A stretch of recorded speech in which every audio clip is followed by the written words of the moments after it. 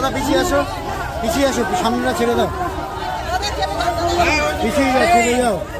Media ছাড়া আর কেউ গণতান্ত্রিক অধিকারকে রক্ষা করতে, বেকার যুবক যুবতীদের চাকরি দিতে সর্বোপরি সবাই একত্রিত হন। এই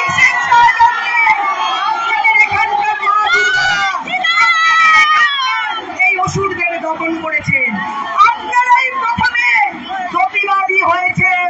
তাই সারা পশ্চিমবঙ্গের নয়, সারা ভারতবর্ষের মানুষ জানতে পেরেছে এই পশ্চিমবঙ্গে কি ধরনের পরিস্থিতি হয়। সেই জন্য আজকে পয়লা বৈশাখের দিনে প্রত্যেককে আবার ধন্যবাদ জানিয়ে, আপনাদের এই প্রতিবাদকে আমি নমস্কার জানিয়ে, আগামী দিনের রাষ্ট্রকে বিপুল ভোটে জয় করানোর জন্য আপনাদের আহ্বান জানিয়ে আমার বক্তব্য শেষ করছি। নমস্কার, ধন্যবাদ।